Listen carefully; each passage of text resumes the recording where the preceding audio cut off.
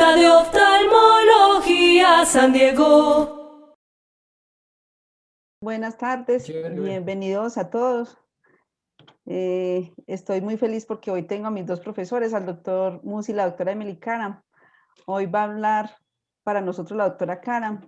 Le agradezco mucho que haya aceptado esta conferencia. Espero que sea del agrado de todos nosotros, como siempre. La doctora Karam es médica de la Universidad de los Andes en Venezuela. Es neurooftalmóloga que estudió con el doctor Musi en el Hospital Vargas de Caracas y también estudió en New England Eye Center del Tufts University del Thomas Hayes y con el doctor William Hoyts. Es experta en electrofisiología de Columbia University y de la Universidad de Illinois. Tiene un doctorado en Ciencias Médicas de la Universidad del Zulia. Es miembro de la Academia Nacional de Medicina en Venezuela, docente del programa de fellowships de oftalmología en Lavao y en el Centro Médico Docente de la Trinidad de Venezuela, y actualmente es jefe del Departamento de Neurooftalmología de la Fundación Visión de Paraguay y es profesora de neurooftalmología en la Universidad San Carlos de Guatemala. Doctora, mil gracias por haber aceptado la invitación. Me siento muy contenta y quedamos pendientes de su conferencia. Muchas gracias. Vamos a compartir pantalla. Okay. Ahí se ve. Perfecto. Bueno, déjame para quitar esto de acá. Ok, ahora sí. Bueno, primero que todo, buenas noches. Yo quiero agradecerles de verdad la invitación. Para mí siempre es un gusto compartir con ustedes. Especialmente, Marta, te agradezco la invitación. La verdad que es un tema difícil. A ver, mi decisión fue difícil cuando me dijiste este tema, pero bueno, ya lo hicimos y espero que les sea de agrado a todos los que están acá presentes. El tema que les vamos a hablar hoy, entonces, ya lo conocemos. El título es Manifestaciones neurooftalmológicas del COVID. Y yo voy a comenzar con un breve recuento histórico. Entonces, sabemos que en la década o el periodo del año del 2000 se reportaron dos coronavirus altamente patógenos que eran de origen zoonótico. A saber, encontramos lo que era el síndrome respiratorio agudo, que es el SARS, y posteriormente surgió en el año 2012 lo que era el MERS, que era el de las enfermedades respiratorias de Oriente Medio. Entonces, estos coronavirus crearon problemas. Ya se va a presentar el coronavirus. Okay. Y a finales del año 2019 surge un nuevo coronavirus, que es el SARS o el COVID-2, que es como el COVID-19, o lo que se conoce también como el COVID-19. Comenzaron a incrementar el número de pacientes infectados con estos procesos infecciosos que ocurrió en la China, en la ciudad de Wuhan. Y ahí comienzan a aparecer los primeros reportes de enfermedades o de neumonía, de casos de etiologías desconocidas. El primer reporte remonta al año del 8 de diciembre del año 2019 y posteriormente es cuando aparece el primer reporte de 27 casos de neumonía de etiología no precisada el 31 de diciembre del 2019. Y es aquí en este momento cuando China reporta a la Organización Mundial de la Salud sobre estos nuevos casos de etiología desconocida. Para este momento, mediante la secuenciación del ARN metagénico y el aislamiento del virus de todo lo que eran las muestras del líquido a nivel del lavado bronquial, comienza a identificarse entonces el coronavirus. Y aquí se detecta que es un beta coronavirus y aquí aparece el primer reporte del mismo para el 9 de enero del año 2020. Y es ahí cuando comienzan a aparecer las primeras publicaciones, primero en lo que eran las páginas de biología, donde aparece la primera secuencia del genoma, y posteriormente las nuevas investigaciones realizadas por otros grupos comienzan a aparecer en la base de datos de GISAID. Vale la pena acotar que todas estas investigaciones científicas ya ocurren aparte de los chinos, es decir, que estos reportes ya venían de todos los centros de investigaciones que llegaron a esta secuencia que conocemos hoy en día. Entonces encontramos de esta forma que basados en todo esto, sabemos hoy en día que lo que son las investigaciones del SARS o del virus o del COVID-19, sabemos hoy en día que pertenecen a un subgénero del virus SARS-CoV que estaba presente en los murciélagos. Y hoy en día también sabemos que existen nuevos de coronavirus que se están reportando también en los que se llaman estos nuevos, en estos animales que son los pangófilos. Encontramos de esta forma entonces que el SARS-CoV-2 tiene o comparte inmunidad génica con los otros coronavirus, con el primero que se identificó que es el SARS-CoV en un 79% de su identidad genómica y comparte con el MERS el 50% de su identidad genómica. Cuando seguimos entonces la secuencia histórica, comienza a aparecer nuevos brotes y nuevos casos.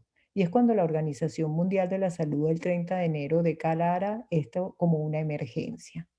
Sin embargo, los casos siguieron multiplicándose y comenzaban a presentarse 1000 casos en el día y fue aumentando en diferentes o en diversos países. Es así como la Organización Mundial de la Salud le da la denominación de COVID-19 el 11 de febrero del 2020 y la taxonomía de clasificación de virus internacional le da la denominación de SARS-CoV-2. Y esta es la denominación que empleamos hoy en día. Entonces, como mencionaba, siguen expandiéndose los virus y para esta entidad y para el 11 de marzo del 2020 la Organización Mundial de la Salud declara definitivamente la pandemia. Entonces, este virus fue expandiéndose no solo a nivel mundial, porque se reportaban miles y miles de casos a diario, sino también el virus tiene una gran expansión desde el punto de vista multiorgánico. Si bien los primeros reportes pensaban que solo era un síndrome de dificultad respiratoria que afectaba el área pulmonar, ya pronto se fue viendo que el virus fue expandiéndose hacia otros órganos, como lo que era el corazón, el intestino, los riñones, los vasos sanguíneos, y de esta manera fue expandiéndose por todo el sistema o por todo el organismo, llegando a interesar el sistema nervioso central y el nivel ocular, que es lo que vamos a conversar hoy sobre lo que se conoce como el neurocovid. Y de esta manera es que ha venido progresando la enfermedad, no solo a nivel mundial, sino también multiorgánicamente. Entonces sabemos que el coronavirus está formado entre toda su estructura por una proteína que es la conocida proteína S1. Esta proteína es la que va a permitir que ella se una a lo que son los receptores de la enzima convertidora de angiotensina 2. Esta enzima convertidora de angiotensina 2 está presente en el endotelio vascular, está presente también a nivel pulmonar, también se ha detectado en diversos órganos como a nivel del intestino, en los enterocitos, y por supuesto ella permite que haya gran avidez por el mismo. Entonces, cuando esta proteína S1 se une al receptor de la enzima convertidora de angiotensina 2, ella comienza a multiplicarse y a expandirse a través del organismo. Y fíjense que se ha demostrado que el SARS-CoV-2 tiene mayor afinidad, una afinidad 10 veces mayor que el primer COVID o el SARS-CoV que se había reportado previamente. Y es por eso que le ha dado una amplia difusión a través vamos a decir, a través de todo el sistema o de todo a nivel mundial. De tal forma que cómo puede él entrar dentro del organismo y ocasionar este daño a nivel del sistema nervioso central, que es nuestro motivo de estudio. Entonces encontramos que él llega a infectar lo que es el endotelio vascular, donde se encuentran los receptores de la enzima convertidora angiotensina 2. Y de esta manera se va a producir una migración de los leucocitos. Esto puede ocurrir a través de la barrera hematoencefálica o puede hacerlo directamente a través de las neuronas por vía transináptica. De esta forma va a ocurrir una invasión directa al sistema nervioso central. Este es uno de las vías por la que él puede entrar. Y en estos casos se han reportado los casos de meningitis, encefalitis, que han considerado como una invasión directa del mismo. Sin embargo, estos virus que también tienen afinidad por los astrocitos, se produce una activación de los mismos y de la microglía, produciendo lo que se llama una tormenta de la citoquina, con la liberación de todos estos factores proinflamatorios que van a manifestarse a nivel del sistema nervioso central, como cualquiera de estas entidades, como una encefalomelitis diseminada aguda, como una encefalopatía necrotizante hemorrágica, como una vasculitis, un síndrome de Guillain-Barré con parálisis de nervios craneales, con compromiso también a nivel endocrinológico, entre otras. Y de esta forma es que se ha producido la expansión o vamos a decir la patogénesis, como se ha tratado de explicar, porque hay muchos puntos aún que no están esclarecidos. Otra forma en que puede producirse sintomatología neurológica es indirectamente por el daño de otros órganos. Es decir, que si ocurre compromiso a nivel cardiovascular, a nivel renal, esto puede indirectamente afectar el sistema nervioso central, bien sea a través de enfermedades cerebrovasculares, procesos embolizantes, que es lo que vemos también hoy en día en los casos de estos pacientes. Bien, ¿y cuáles son las manifestaciones clínicas desde el punto de vista neurooftalmológico en pacientes con COVID? Encontramos que ella puede manifestarse tanto desde el punto de vista del sistema visual aferente como del sistema visual eferente. Y desde el punto de vista del sistema visual aferente se han reportado neuritis ópticas, neuroretinitis, neuropatías ópticas isquémicas, papiledema, paquiloflebitis, oclusiones tanto de arteria o vena central de la retina, neuroretinopatía macular aguda, enfermedades cerebrovasculares y el síndrome de la encefalopatía posterior reversible. Yo solo les voy a mencionar las de tipo neurooftalmológico, no las retinianos, porque es el motivo de esta presentación. Desde el punto de vista eferente, puede manifestarse con pupila tónica, con parálisis de nervios craneales, con el síndrome de Guillain-Barré, miastenia, parálisis supranuclear, nistagmus y otros trastornos de los movimientos oculares. Por supuesto, le hablaré de una gran mayoría, pero no de todas por cuestiones de tiempo. Y voy a comenzar mencionándoles las del sistema visual aferente, expandiéndome desde la parte anterior del ojo hacia la parte posterior de la vía visual. E iniciando desde la porción más anterior, voy a comenzar hablándoles de las neuritis ópticas. Y las neuritis ópticas se han reportado en los pacientes con COVID que pueden presentarse durante la fase inicial o la fase de recuperación del mismo. Encontramos asimismo que la neuritis óptica puede ser uni o bilateral, encontrándose que es más frecuente la forma bilateral y reportándose la variedad anterior o lo que se conoce como papilitis más frecuentemente que la forma retrovulvar. Este ejemplo lo tomé del Journal de Neuroophthalmology porque la descripción del fondo de ojo en los pacientes con esta variedad anterior se caracteriza porque va a tener tortuosidad venosa. Adicionalmente, la presencia de hemorragias que no solo van a estar cerca del márgenes del disco, sino que van a afectar también la retina o que pueden extenderse incluso hacia atrás la retina periférica. Por eso traje a colación esta foto del journal, porque es una manera de ilustrar, perdón, porque es una manera de ilustrar las descripciones que hacen desde el punto de vista fundoscópicos de estas neuritis ópticas. Vamos a decir que no es la que típicamente a veces vemos, pero forma parte de la misma, o podemos ver la que originalmente vemos en las consultas habitualmente neurooftalmológicas. Otra característica es que estos pacientes, desde el punto de vista imageneológico, suelen manifestarse con perineuritis, es decir, que afecta la vaina del nervio óptico y en algunos casos se ha visto asociada también a procesos de mielitis. Entonces, la neuritis óptica se ha asociado con enfermedades mielinizantes, específicamente con la del anticuerpo MOC, y es lo que se le ha denominado el síndrome desmielinizante parainfeccioso o postinfeccioso. También se ha reportado con la encefalomelitis diseminada aguda. El mecanismo entonces que se conoce, se habla de un mecanismo básicamente autoinmune. La pregunta es si el COVID ocasionó esta entidad que es de tipo desmielinizante o si el paciente tenía la predisposición y el COVID hizo la activación de la enfermedad. Pues eso es una de las preguntas que uno siempre se hace en esta entidad. Los estudios de líquido cefalorraquídeo en estos pacientes son negativos para el COVID y el tratamiento ha resultado efectivo con la metilprednisolona endovenosa o seguido de la prednisona oral.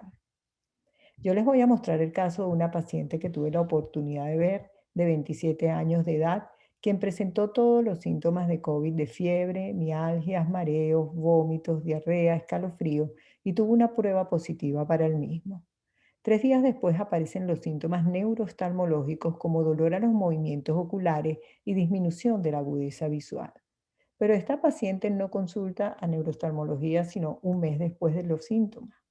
Para ese momento su agudeza visual era de 20/150 en el ojo derecho, había discromatopsia y defecto pupilar aferente relativo.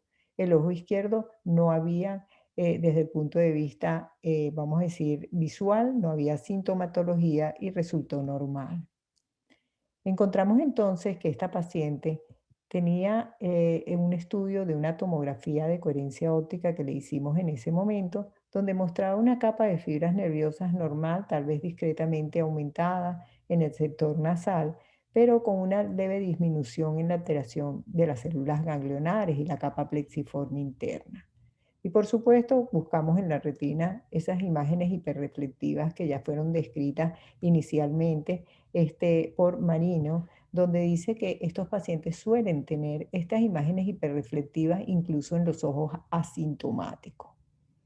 Entonces, ante dichos hallazgos y a pesar de estar extemporáneos, decidimos colocarle los esteroides al paciente, explicándole por supuesto que estábamos a un mes de haber ocurrido el evento. A la paciente también se le hizo la resonancia y fíjense que encontramos una hiperintensidad del nervio óptico. No puedo decir tanto que la vaina porque este era más un compromiso del mismo, de la parte central. Y básicamente esta paciente después del tratamiento, la paciente mejoró su visión a 20/50, mejoró la discromatopsia a pesar de que aún persistía con ello y por supuesto aún había defecto pupilar aferente. Encontramos que había palidez en el sector temporal del disco con disminución de la capa de fibras nerviosas, aunque ya estaba presente previamente, solo que ahora se hizo más evidente. Y- Ahora bien, ¿cuál es el comportamiento de estas neuritis ópticas en pacientes pediátricos? En los pacientes pediátricos, los síntomas se caracterizan porque suele ser unilateral. Fíjense que pareciera que se invirtiera lo que normalmente vemos. En este caso, ahora parece ser unilateral. En general, cuando nosotros tenemos neuritis ópticas en niños, se caracteriza por ser bilateral. Básicamente lo que hay es el reporte de un caso, por lo tanto no podemos decir que todos sean así, pero está el reporte de una paciente de 10 años que tuvo este caso, esta neuritis. Fue de tipo anterior o de la forma de papilitis. La resonancia magnética también mostraba áreas es decir, había impregnación o potenciación del nervio óptico, era positiva. Y fíjense que también el líquido cefalorraquídeo es negativo para la prueba del COVID. Entonces, ¿cuál es la diferencia que encontré entre todas las publicaciones de adultos y niños?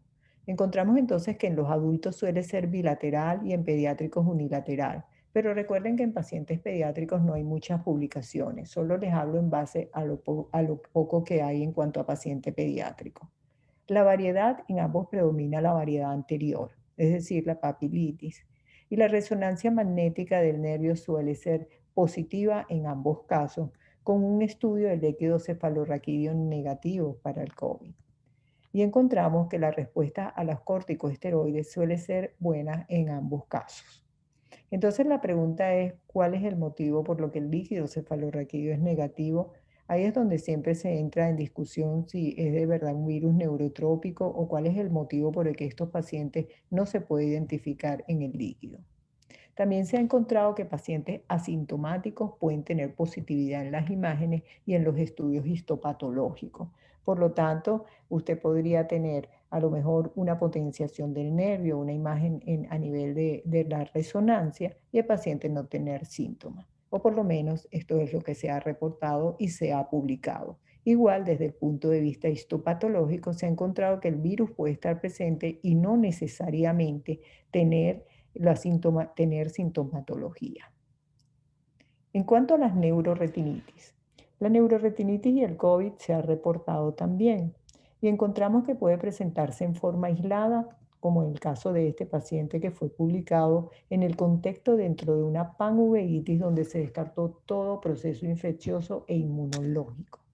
Y entonces a este paciente le hicieron una muestra de vitrio y resultó positivo para el COVID. Fíjese que el vitrio sí muestra positividad y el tratamiento con corticosteroides resultó efectivo. Pero puede presentarse también asociada en el contexto de una neuroretinitis por un proceso infeccioso, como también se ha visto en estos casos publicados de neuroretinitis por tuberculosis. Entonces, la neuroretinitis puede presentarse aislada o asociada a otra entidad. Les muestro el caso de esta femenina de 22 años de edad, cuyos síntomas eran de hiperemia conjuntival, dolor, fotofobia, visión borrosa. Esta paciente fue evaluada inicialmente por una consulta donde le diagnosticaron una uveitis anterior. Esta paciente tenía las pruebas inmunológicas solicitadas e infecciosas, solo dieron positividad para no nombrarles todas. Ella tenía positividad en la prueba de HLA y del cuantiferón. La paciente básicamente no tenía otra sintomatología sistémica ni tampoco tenía sintomatología, vamos a decir, pulmonar o desde el punto de vista respiratorio. La paciente fue tratada con esteroides tópicos y ella mejoró todo lo que era la hiperemia, el dolor, pero la visión borrosa persistía. Y entonces esta paciente al mes consulta neurooftalmología por su visión borrosa y se ve parte, ahí no tenía yo una cámara de segmento anterior, pero era básicamente para mostrar que se ve que tuvo secuelas de una uveitis anterior, como se puede, lo poco que se puede ver en esta imagen. Pero fíjense que cuando hago el fondo de ojo del paciente, fíjense lo que uno observa. Había el edema del disco, pero uno observa que estaba haciendo básicamente una neuroretinitis por el compromiso macular.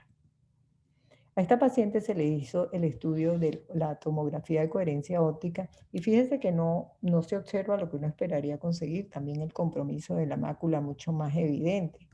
Pero sí se observan esas imágenes que mencionan hiperreflectivas, que ya se mencionó anteriormente. Y a esta paciente se le hicieron los anticuerpos de COVID resultando positivos. Y por supuesto se le inició el tratamiento con corticosteroides. La pregunta ¿es realmente en estos casos donde se hace la pregunta a uno, ¿es el COVID que produce la enfermedad? ¿El COVID está asociado al mismo? ¿El COVID desencadena la patología? Esas son las preguntas que uno siempre termina haciéndose en esta entidad. La neuropatía óptica isquémica. Este es un caso cortesía del doctor Andrés, que se trata de una femenina de 75 años de edad, quien tuvo neumonía por COVID y presentó disminución de la visión en su ojo derecho. Y básicamente sus antecedentes no podemos decir que eran contributorios a la sintomatología del paciente y tenía una gran cantidad de exámenes donde mostraba el dímero elevado, pero con el resto de sus pruebas básicamente normales.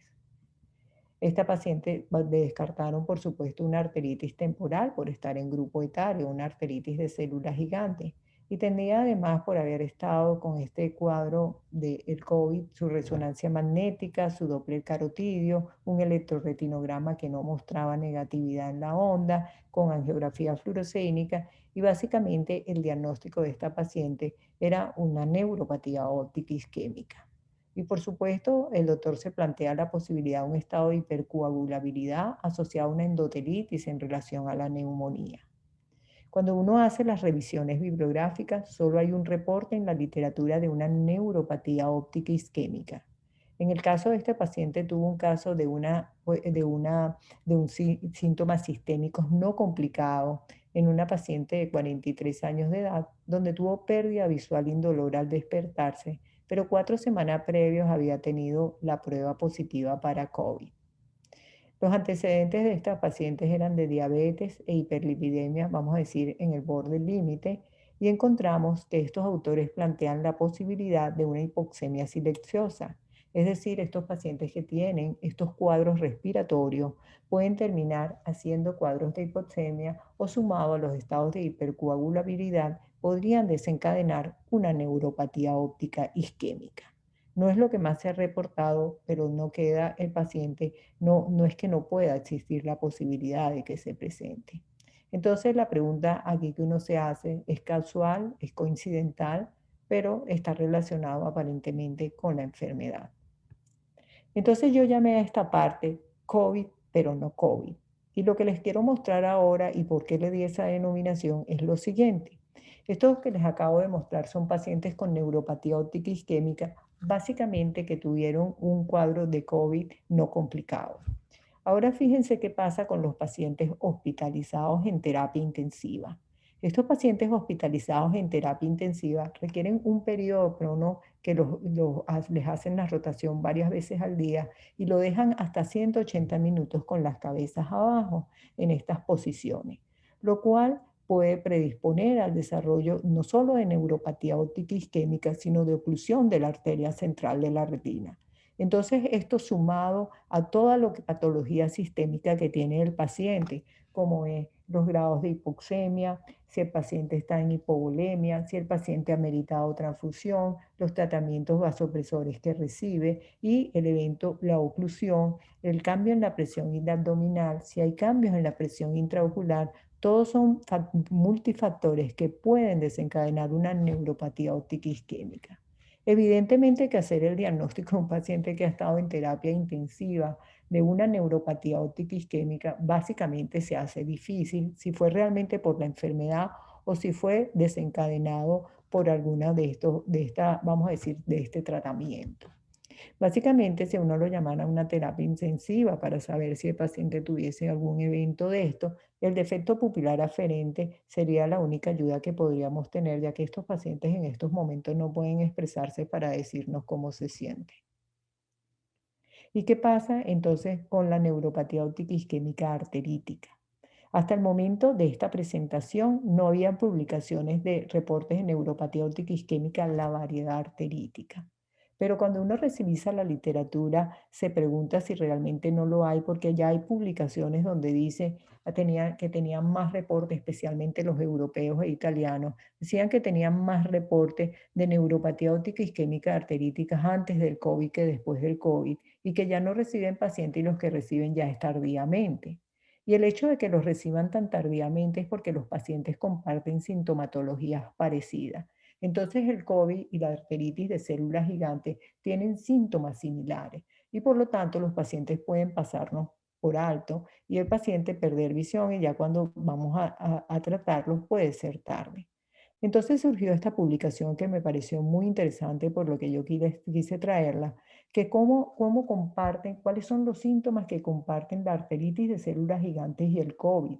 El dolor de cabeza, el aumento en la velocidad de sedimentación globular, la proteína C reactiva, la fatiga, el malestar, la astralgia. Pero ¿cuáles son las que predominan en cada una de ellas?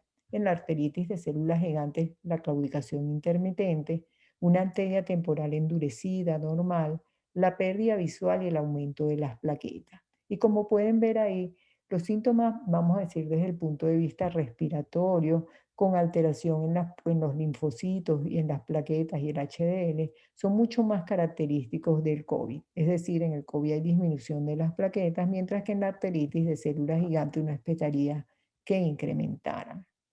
De esta forma se estableció este diagnóstico diferencial, donde la cefalea predomina más en la arteritis de células gigantes, la fiebre es mucho más característica de los pacientes con COVID, la trombocitosis se ve en pacientes más con arteritis de células gigantes y la leucopenia es mucho mayormente, es observada mayormente en pacientes con COVID.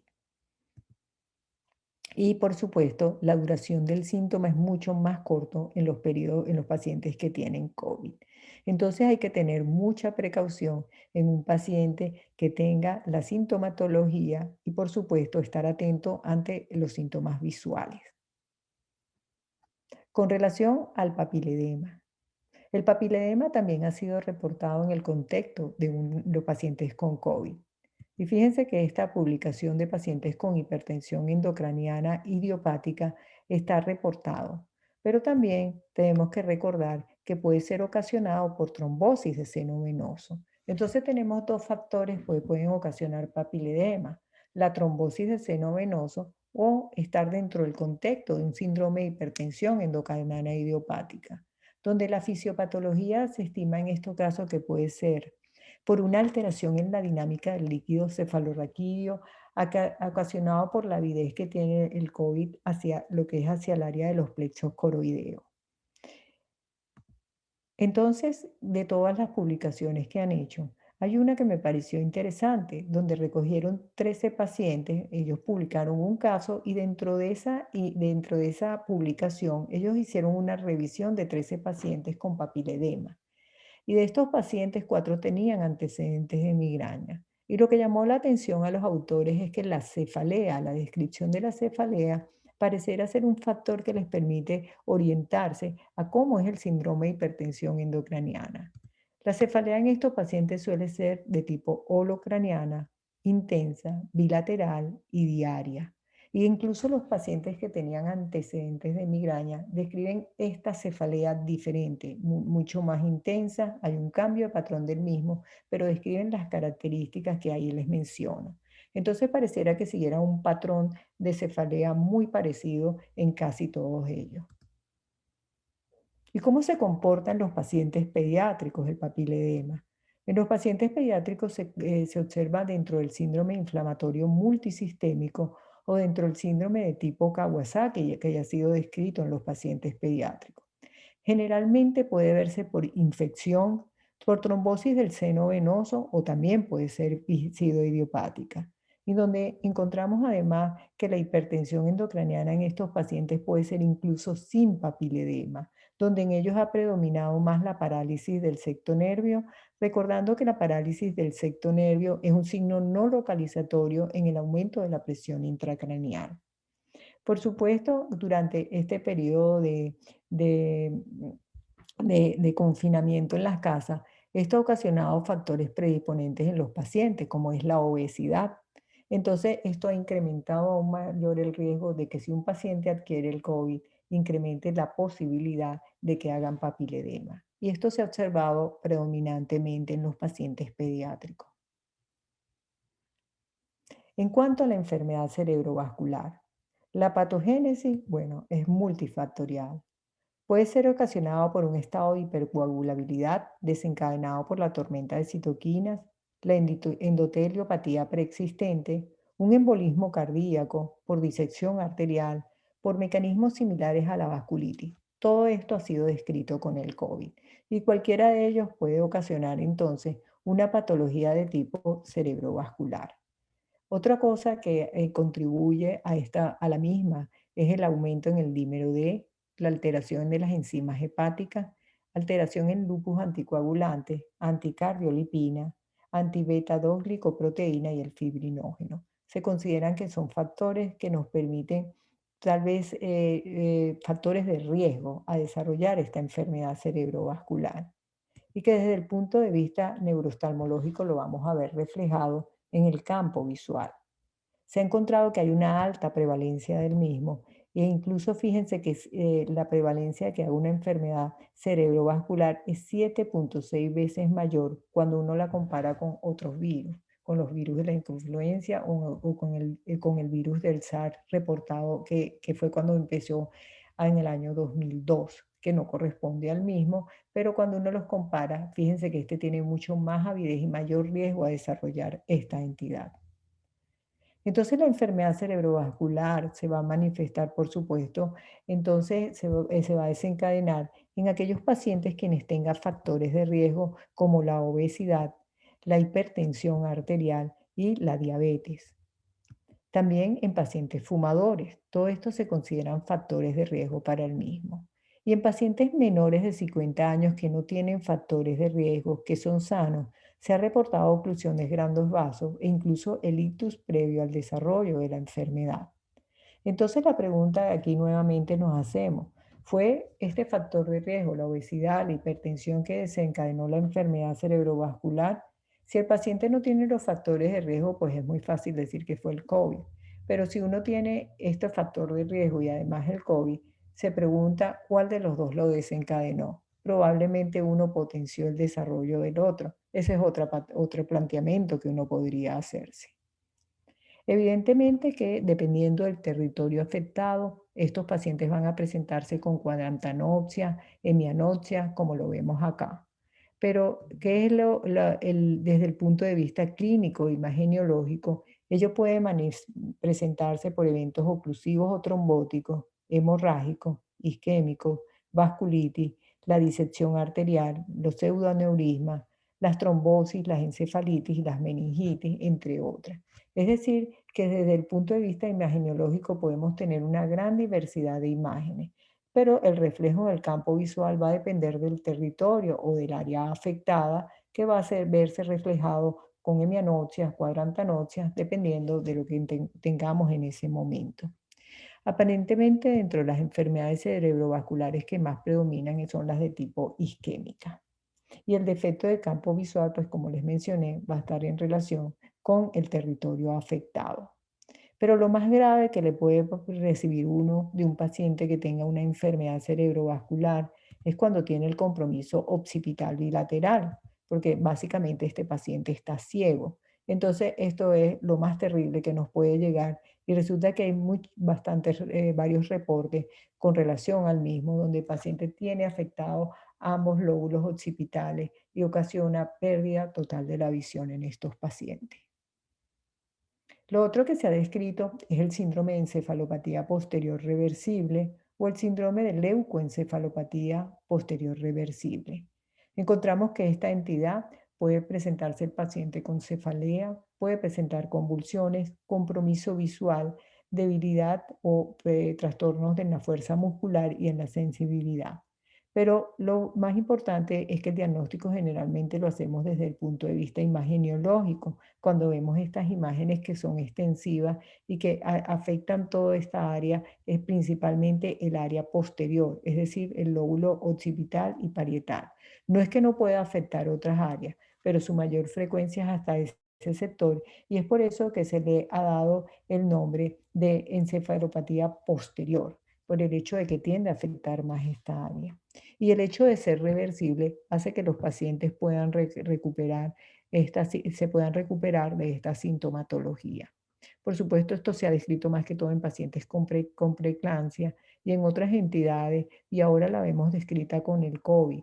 Y entonces es interesante ver cómo ha cambiado pues, el COVID, todo este esquema que nosotros traíamos de nuestras enfermedades. Y en estos pacientes se han reportado las palinopsias alucinatorias. Ahora ya mencionando lo que es el sistema eferente. Dentro del sistema eferente, entonces vamos a encontrar la pupila. Y lo que se ha reportado mayormente es la pupila tónica. Les muestro el caso de esta femenina de 38 años de edad, quien presenta visión borrosa en su ojo izquierdo. Ella se tapaba el ojo derecho, el izquierdo, y pudo determinar que era ese ojo. Y la paciente ya había presentado adinamia, anosmia y ageusia. Encontramos que ella tenía una prueba de COVID positiva. Y este es un caso que me facilitó el doctor Andrés Castaño. Y fíjense que esta paciente, como tenía la pupila en la luz, como vemos en penumbra, fíjense que tenía una poca respuesta. Y cuando se le hace la prueba de la pilocarpina diluida, la paciente responde muy bien a la misma. Es decir, que la paciente tenía una pupila tónica. Pero fíjense que en este caso se presentó previo a los síntomas de COVID.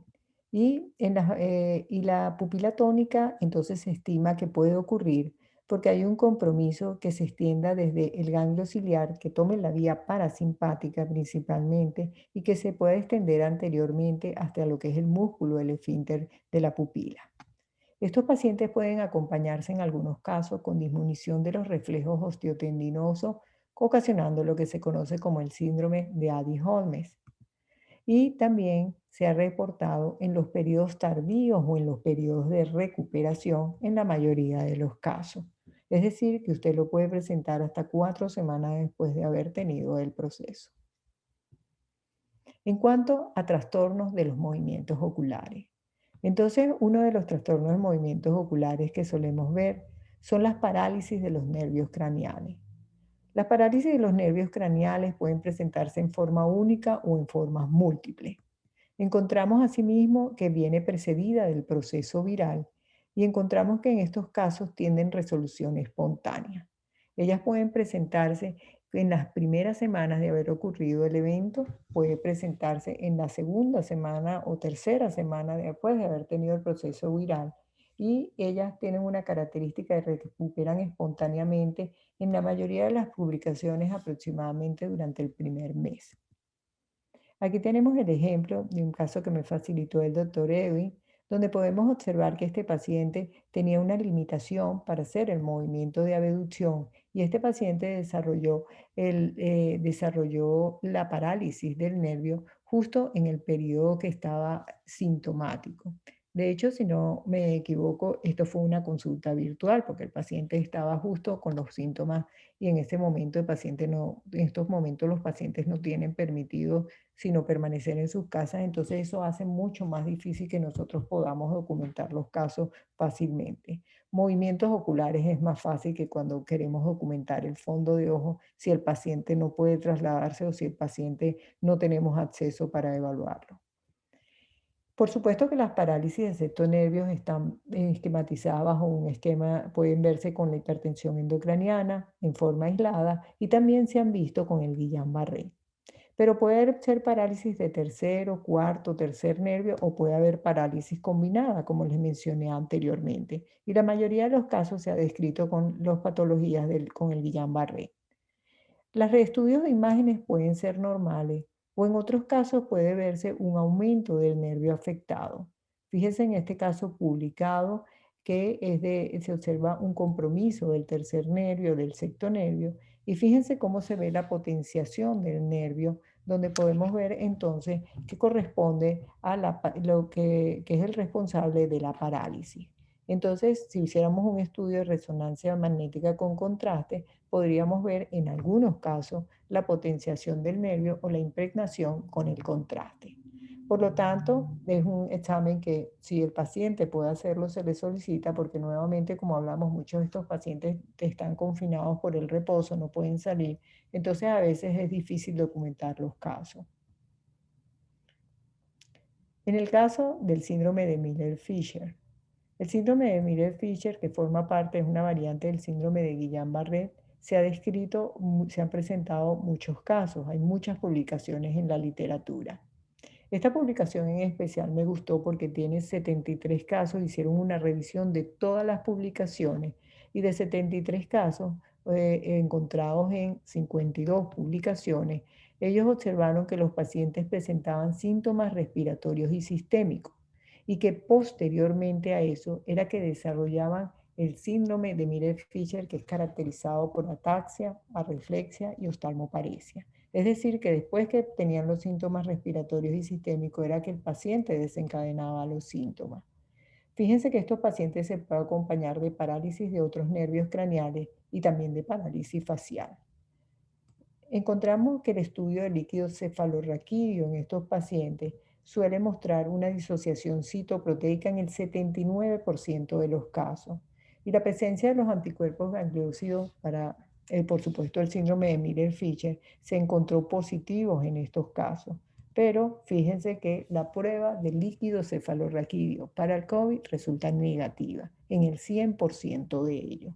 Es decir, que el líquido no va a ser el que nos va a decir si básicamente el paciente es por el COVID o no, sino la sintomatología del paciente. El tratamiento con la inmunoglobulina ha resultado efectivo y suelen tener un buen pronóstico. En los casos de los pacientes pediátricos tienen una sintomatología parecida a la del adulto, pero se considera que es un poco más leve que el de los adultos. Aquí les voy a presentar el caso de esta paciente que tuve la oportunidad de ver la pasada semana. Tiene 29 años de edad. Ella ha sido siempre, es una paciente básicamente sin ningún tipo de antecedente y ella comienza con síntomas de mareo, cefalea, comienza con tos y le hacen una prueba para el COVID que da positiva. La paciente comienza a aparecerle síntomas a los 15 días de pérdida de la fuerza muscular, trastornos sensitivos y diplopia. Por supuesto, no la ingresan porque no hay no hay camas de hospitalización y la paciente pues tiene que permanecer en su casa con toda la sintomatología.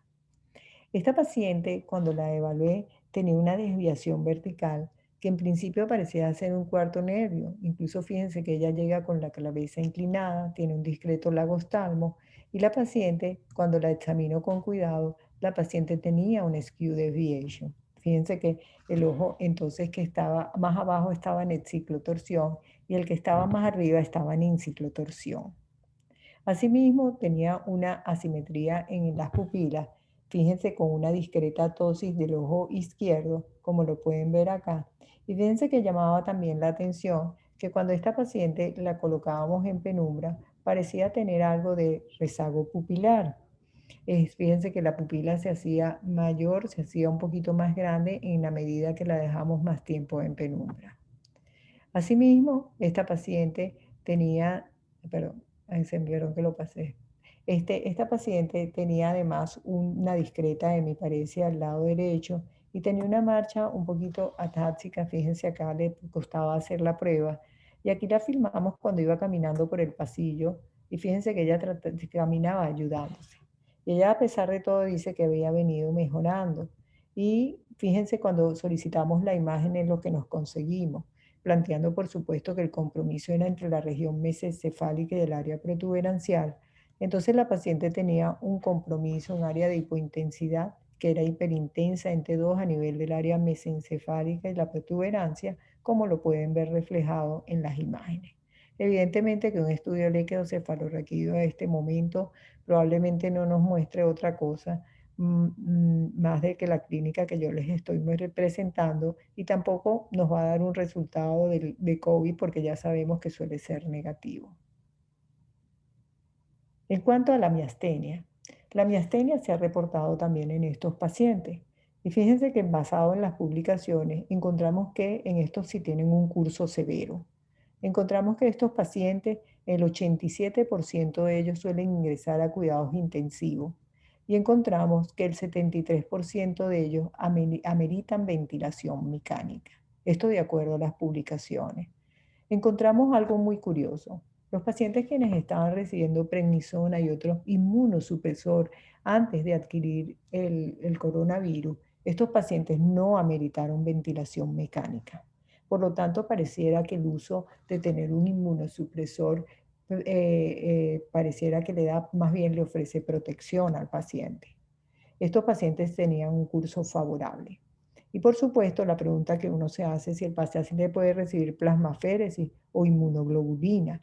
Y la verdad es que siempre queda ese problema porque dice, si el paciente tiene el COVID y usted le va a inmunosuprimir más, pero resulta que el tratamiento hay que hacerlos en estos pacientes y hasta ahora no se ha observado que haya sido contraproducente en los resultados obtenidos, a pesar del temor que uno diría de que el paciente lo va a someter a usted a una plasmaféresis o una inmunoglobulina.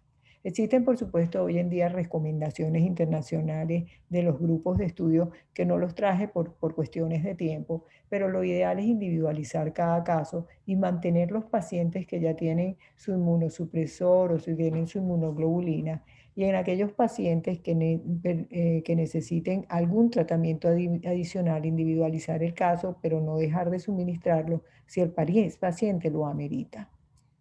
1 a 3 semanas post-COVID suelen observarse estos pacientes. Y muchos pacientes también han desarrollado miopatía, que suelen acompañarse con niveles de CPK elevados y también con dolores musculares bastante fuertes en estos pacientes. Y en pacientes pediátricos, la miastenia suele ser menos severa y por lo tanto también se ha reportado. Fíjense que también se ha reportado la parálisis en la mirada supranuclear vertical, como lo pueden ver en el caso. Este caso lo bajé del British Medical Journal, está publicado y permite, pues tienen disponible el video y por eso me atreví a bajarlo. Fíjense que este paciente tiene una parálisis para realizar el movimiento vertical en la mirada hacia arriba. Aquí lo pueden ver. Y aquí pueden ver, van a ver ahorita cómo él puede hacer sus maniobras, vamos a decir básicamente como en ojos de muñeca, él puede hacer, ahí sí puede hacer el movimiento ocular, ese movimiento oculocefálico. Y esto se debe básicamente por lesiones isquémicas, bien sea que ocurra a nivel del área mesencefálica o a nivel del área talámica. También se han descrito nistagmos y otras alteraciones como el opsoclonus, mioclonus y ataxia 5 días posterior al COVID. Se ha descrito el nistagmo horizontal y el bobinocular, donde un ojo sube y otro baja, uno a una velocidad mayor que el otro. Y por supuesto podemos tener síntomas combinados del sistema visual aferente y del sistema visual eferente. Yo les voy a mostrar un ejemplo y un caso que me facilitó la doctora Emma Quintero y la doctora Rocío Carvay, donde se trata de un caso de un paciente con una trombosis de seno cavernoso. Se trata de un masculino de 78 años de edad, quien estuvo síndrome respiratorio agudo, estuvo ingresado en terapia con una prueba positiva para COVID. Y fíjense que este paciente tenía antecedentes de diabetes e hipertensión arterial. Al mes, el paciente comienza a presentar tosis, diplopia, proptosis, pérdida visual, justo al mes después de haber mejorado de su cuadro respiratorio. Y fíjense que este paciente tenía una prueba positiva, no solo la que le hicieron inicialmente, sino las pruebas de inmunoglobulina con una alteración en el dímero y las pruebas del leucocito y neutrófilo que era cuando estaba hospitalizado. Encontramos que aquí pueden ver el caso de este paciente, de un paciente con una proptosis, una gran quémosis y tenía compromiso básicamente bilateral. Entonces, estos pacientes, aquí tenemos el estudio de imagen que se pudo hacer evidentemente por la gravedad del caso y por la situación. La tomografía, que vamos a decir que no es de tan buena calidad, pero podemos ver que probablemente este paciente tenía una micosis que proliferó al desarrollo de una trombosis del seno venoso, del seno cavernoso, perdón. La pregunta ¿es el COVID que lo ocasiona o es su patología de base? Evidentemente que cuando uno ve estos pacientes, ellos desarrollan una coagulopatía inducida por sepsis. Esta coagulopatía inducida por sepsis también puede producir trombosis a nivel pulmonar o puede producir una coagulación intravascular diseminada, como en el caso de este paciente del doctor Joaquín Hidalgo, que me mostró la foto de su fondo de ojo que pudo topar con su teléfono de un paciente con COVID y que terminó en una coagulación intravascular diseminada. Y fíjense el fondo de ojo, cómo había embolizado múltiples émbolos que ocurrieron a nivel del área de la retina, básicamente un síndrome ocular isquémico. Entonces, de esta forma, sabemos que el COVID puede producirse a través de cuatro mecanismos, puede producir manifestaciones neurooftalmológicas, bien sea por invasión directa del virus, por disfunción endotelial, por estados de hipercoagulabilidad, por falla respiratoria o puede producirse porque hay una tormenta en la citoquina. La invasión neural, si es directa, va a producir una neuropatía craneal. Si hay una disfunción endotelial, puede producir el síndrome que les mencioné anteriormente de encefalopatía posterior reversible y que puede manifestarse con hemianopsia homónima. Si el paciente tiene un estado de hipercoagulabilidad, puede desencadenar una enfermedad cerebrovascular o una oclusión de la arteria central de la retina. En el caso de la enfermedad cerebrovascular puede producir una hemianopsia, por supuesto, dependiendo del área afectada. Y si hay disfunción endotelial, puede producir compromiso cortical, como los que mostré, que incluso pueden ser de tipo bilateral y llevar al paciente a la ceguera. Si hay estados de hipercoagulabilidad, se puede producir trombosis del seno venoso y el paciente tener una descompensación de una hipertensión endocraniana y papiledema. Si el paciente falla respiratoria, también puede llevar a un estado de hipercoagulabilidad y también puede llevar a hipoxia, lo cual produciría una encefalopatía hipóxico-isquémica. Y si es por la tormenta de citoquinas, puede llevar una falla respiratoria, puede producir encefalopatía necrótica hemorrágica aguda, puede producir miastenia, la Guillain-Barré, su variedad del Miller-Fisher, o también puede producir una romboencefalitis que podría ocasionar en estos pacientes nistagmus y oxoclono.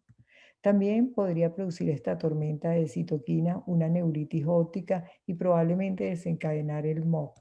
Y por supuesto, también en pacientes pediátricos el síndrome inflamatorio multisistémico pediátrico que puede ocasionar un síndrome de hipertensión endocraniana y papiledema. Este gráfico básicamente lo reproduje de la presentación que el doctor Mark Dicken hizo este año en el Congreso de Neurooftalmología y me pareció muy útil.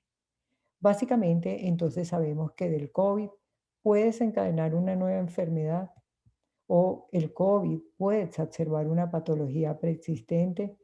¿Qué pasa con los tratamientos? ¿Los tratamientos pueden mejorar o empeorar la enfermedad? Todas son preguntas que siempre nos hacemos ante esta nueva enfermedad que sale. Pero lo que sí es que el COVID nos ha permitido revisar todas las patologías neurooftalmológicas, porque básicamente se ha manifestado de todas las formas. Esto es lo que conocemos como el neurocovid. Y esto básicamente nos ha llevado a vivir en una burbuja donde nos ha aislado del contacto social por su gran capacidad de infección. Bueno, yo quiero que agradecerles la invitación. Para mí ha sido un honor estar con ustedes, especialmente a Marta por la invitación. Quiero agradecerle el estar acá y además de todo, siempre yo siento Colombia como mi casa, así que para mí es un gran gusto estar siempre con ustedes acá. Los quiero, por supuesto, siempre invitar a publicar en Neurooftalmology, donde me encuentro a sus órdenes. Doctora, muchas gracias. Maravillosa la conferencia. Excelente, como siempre. Gracias. Muy ilustrativa y siempre que pueda estar con nosotros, aquí la tenemos, la esperamos y la recibimos cuando usted pueda venir. Muchas gracias. Ahora queremos ver si hay alguna pregunta para que podamos hacer. Claro que todo quedó tan claro. No En sé este qué- momento pueden activar sus micrófonos si quieren hacer alguna pregunta. Doctora, hay muchas felicitaciones y todo el mundo quedó muy contento con la conferencia. Tuvimos un récord de asistencia hasta de 283 asistentes y quedamos muy contentos. La doctora Catalina está Martina, levantando la mano. sí, a la doctora Karen, pues nuevamente mi gracias, excelente pues su conferencia. Yo quería preguntarle si de los pacientes que ha visto con neurocovid, pues porque realmente es un neurocovid, estos pacientes terminan recuperándose o están persistiendo, porque hay un COVID largo, pues que lo que tengo entendido, pues digamos, se va hasta los 6 meses, pero ¿esto hace parte de ese COVID largo o ya, como decía ahora, es otra enfermedad? ¿O cuál que ha visto? Pues Lo que hemos visto es que, bueno, muchos pacientes quedan realmente con secuelas y se hacen persistentes, vamos a decir, como dice el COVID largo, ¿no? Y yo he visto que pacientes, por supuesto, yo creo que depende del estado, de la condición del paciente. Si hay muchos factores predisponentes, por supuesto, esto enlentece el proceso y hace mucho más largo el mismo. Curiosamente, hemos visto, como en el caso de esta paciente que les mostré, que en ella ha venido mejorando incluso, porque ella ha consultado ahora después de más de un mes y pico, y dice que ya ha venido mejorando espontáneamente. Pero es muy difícil predecir cuál es el paciente que se le va a extender el compromiso, decía, vamos a decir, desde el punto de vista neurológico, y cuál es el que va a tener una mejor recuperación. Porque ya vimos que aquí hay muchas cosas que aún no nos podemos responder. Aquí hay una pregunta, dice que si los pacientes, algunos recuperan visión o no.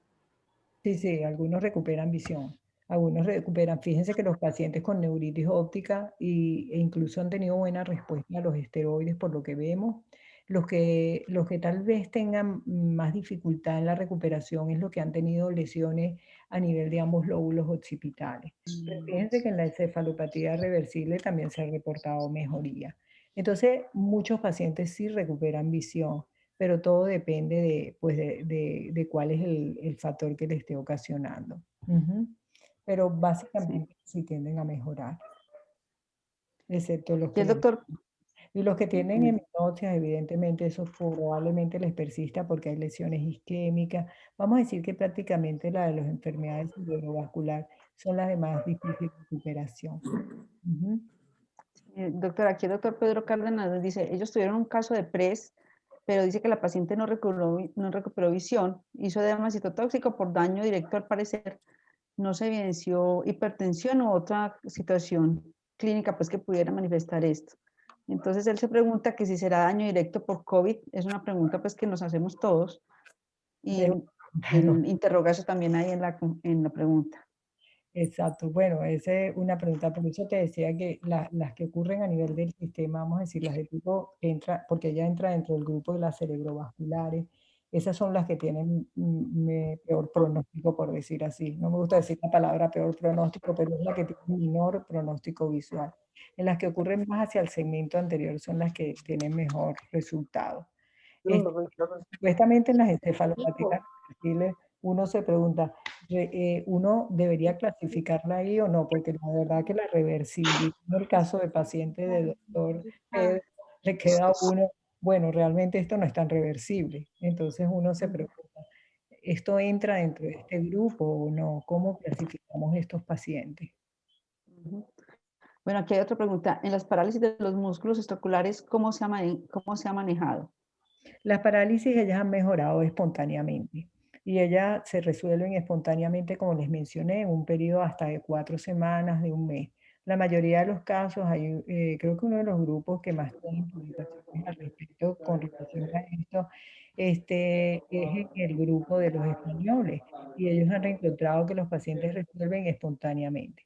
Lo que me llamó la atención que en una publicación conseguí que algunos pacientes, aparte de ver la impregnación del nervio, en algunos han reportado atrofia de los músculos, atrofia muscular. Hubo un reporte de una atrofia de uno de los músculos extraoculares. No tengo una explicación para decirles porque yo creo que ni la persona que lo publicó lo tiene, pero es bien curioso ese hallazgo, pues. Ujú. Doctora, hay otra pregunta. ¿Las imágenes refringentes encontradas en el OCT son observadas fundoscópicamente? No, las imágenes no son observadas fundoscópicamente. Este trabajo que publicó primeramente este autor, se ven en la capa de fibra de células ganglionares y la capa plexiforme interna. Tiene una gran preferencia hacia lo que corresponde al haz papilomacular, pero solo se ven a nivel del OCT. Fíjense que en esa publicación muchos pacientes estaban asintomáticos y fueron pacientes que tenían pruebas de COVID positivos que fueron estudiados para ver qué hallazgos se conseguían fundoscópicamente. Entonces consiguieron hemorragias, manchas algodonosas y estas imágenes refringentes. Fíjense que cuando tocó hacer toda esta revisión, uno consigue que muchos pacientes pueden tener imágenes, como les mostré, positivas y el paciente no tener síntomas. Y aparentemente en todos los pacientes quienes tienen COVID, en muchos pacientes podía estar presente sin que el paciente tenga ninguna sintomatología. Pareció interesante que hay estudios incluso, además de histopatológicos, que han hecho estudios de resonancia magnética post-mortem. Y esto han encontrado también muchísimo, o sea, han encontrado cambios que probablemente no se habían visto incluso durante el periodo de la enfermedad del paciente. Bueno, por aquí hay otra pregunta que si se ha visto asociada a coroidopatía serosa central en el COVID, pero pues esto puede estar reportado, pero no sé, doctora, si usted porque como esa no era una manifestación neurooftalmológica, no sé si lo hemos revisado. No, no, esa realmente yo no la revisé. Lo que sí revisé fue la parte de Ujú. las neurorretinopatías maculares agudas, evidentemente es así. Pero pues no sería extraño de encontrarla, no puedo, pero no puedo decirle con esa precisión. Ujú. Bueno, por aquí dice, en procesos de recuperación, ¿qué periodo de tiempo podríamos reevaluar y prescribir las gafas y en qué casos de esto es conveniente? Yo, por ejemplo, si es un paciente que ha tenido una neuritis óptica, yo esperaría primero el periodo, asegurarme que el paciente ha mejorado. Por ejemplo, fíjense que esa paciente, a mí me llamó la atención que incluso la paciente llegó, vamos a decir, bastante extemporánea para el tratamiento y a ponerle el tratamiento la paciente mejoró. No sé si fue que coincidió o que realmente el esteroide le hizo efecto. Pero yo esperaría por lo menos, si yo evalúo al paciente al mes, esperaría y lo veo bien, yo le daría a lo mejor unas 4 semanas más para hacerle su prescripción y estar segura que no hay ningún cambio. Se ha recuperado, por supuesto, una buena visión. Ujú. Bueno, y por aquí hay otra pregunta que dice, ¿vale la pena pedirle prueba de PCR SARS-CoV-2 a un paciente con síntomas neurooftalmológicos si no tiene síntomas respiratorios ni otros síntomas que apunten a COVID? ¿Cambiaría en algo la conducta? Y además dicen que es una excelente presentación. En generosidad. Gracias. Bueno, si lo quiere documentar, evidentemente que uno le haría la prueba, ¿no? Uno haría la prueba a pesar de no tenerla, porque fíjate que después, acuérdense que el COVID no solo le da la sintomatología ahorita, sino que puede también dar sintomatología o lo que se presume que fue ocasionado por el COVID semanas después. Entonces uno a veces se pregunta, por ejemplo, como en esa paciente que yo les mostré de la neuroretinitis. Oye, esta paciente será que tuvo el COVID o no, ahora tiene los anticuerpos, será que lo tuvo antes, lo tuvo después, está relacionado con la enfermedad. Entonces yo creo que sí valdría la pena porque si el paciente a posteriori hace alguna sintomatología, por lo menos te puede establecer si existe una relación causal o no. Ujú. Listo. Aquí dice que Héctor Escobar dice, muchas gracias, doctora Emily, excelente presentación. Tengo una paciente con trombosis del seno cavernoso derecho que está resolviendo y coincide con una prueba positiva para COVID, posible consecuencia de la hipercoagulabilidad inducida por la infección viral. ¿Ha tenido algún caso similar? Muchas gracias. Yo no he tenido, sino el caso que me facilitó y la doctora Rocío me hizo esa interconsulta cuando lo vimos. Y hay reportados en la literatura 4 casos. Uno en un paciente con una micosis, uno con un paciente que tuvo el COVID solamente, hizo la misma, y otro incluso fue después de un procedimiento odontológico. Y estos pacientes tuvieron, y ese odontológico, fíjense que no fue infeccioso, sino fue solo por el COVID. Entonces, pienso que su caso es exactamente ocasionado por el COVID, por los estados de hipercoagulabilidad, como les mostré. Y por supuesto, son pacientes que hay que tener mucho cuidado de vigilarlo. Qué bueno que está mejorando, pero siempre estar pendiente de estos pacientes por los riesgos, por supuesto, de trombosis a otras áreas. Listo. Aquí me dicen que el doctor Wilson Chacón está pidiendo la palabra para que le den a Adriana, si puede, le da apertura al micrófono.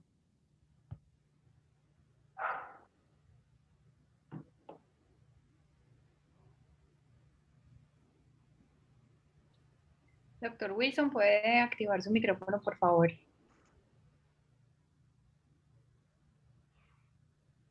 No, solamente no tengo pregunta, pero felicitar a la doctora por su magnífica presentación. Muchísimas gracias. Muchas gracias. Muchas gracias. Gracias a usted, doctor, y a todos. Muchas gracias, doctor. Aquí hay otra pregunta. ¿Sería válido iniciar tratamiento antiinflamatorio profiláctico al inicio de los síntomas en todos los casos COVID para evitar la cascada inflamatoria con sus efectos? Bueno, hasta ahora, como poco sabemos de la enfermedad, eso está, es bien difícil decirlo. Lleva 4 días sin llegar huevo. Es uno de los más afectados. No está llegando por el paso de la 80. No hay pollo, está escaseando. Una conversación. Se activó como micrófono. Ok, bueno.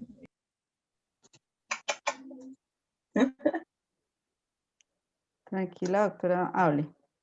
Yo ya le puse silenciar.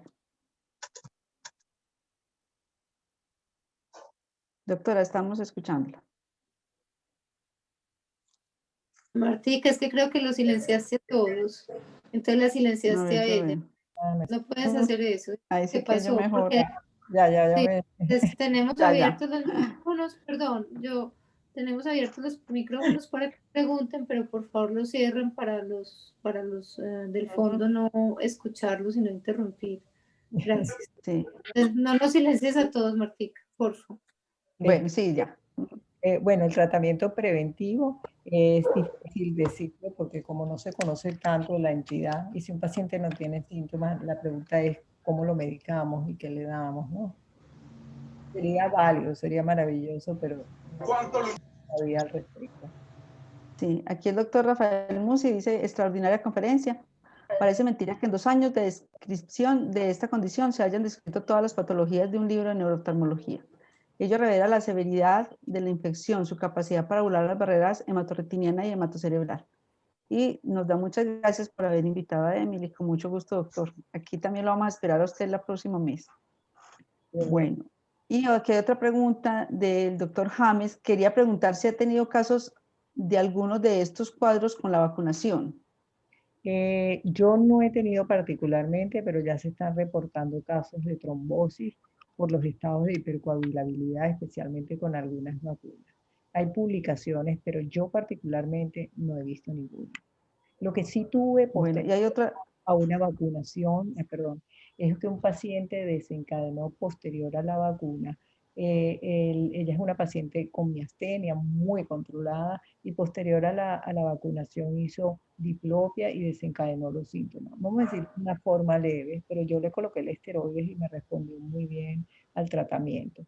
Entonces, básicamente es lo que yo he tenido como complicación. Pero sí hay reportes y hay reportes ya hasta de trombosis de seno cavernoso. Ujú. Con De la relación a- doctora Olga Toro gracias, doctora, nos pregunta que si se le pedirá a los pacientes con neuritis anticuerpos antimoco, que si se los pediría. es que hay que si le pedía a los Hay anticuerpos, como interferencia. como no, a ver, ajá, ok, que la pregunta era que si le pedían los Ya anticuerpos sí, a los pacientes. Yo sí creo que señora, que sí. En un paciente con neuritis óptica se le pedirían los anticuerpos antimoco. yo le pediría si el paciente tiene las imágenes positivas, como que tenga la perineuritis o tenga los síntomas, vamos a decir, síntomas de mielitis y eso. Si no lo tiene, probablemente no. Lo que pasa es que también hacer la prueba no es tan fácil para los pacientes, por lo menos en los sitios donde yo he estado. Entonces hay que mandar estos exámenes y el costo es bien alto. Pero yo generalmente, si el paciente no le viese una imagen, no le veo signos de mielitis, no hay un signo neurológico, probablemente no se lo pido si no lo observe. Pero si lo veo, sí se lo pediría. A un paciente yo se lo pedí porque le vi imágenes y tenía la prueba de COVID positiva y sí le pedí la prueba del MOC. En ese caso porque tenía imágenes y tenía signos neurológicos. Ujú. Listo, no, yo creo que ya todas las preguntas pues, que han sido contestadas Hay una que viene aquí, satisfactoriamente. dice que si he ¿Cuál? tenido casos, que si hay casos de oclusión de la vena central, sí, como yo les mencioné en la presentación, de la arteria y de la vena. Hay casos, hay reportados oclusiones arteriales, oclusiones venosas y también ambas.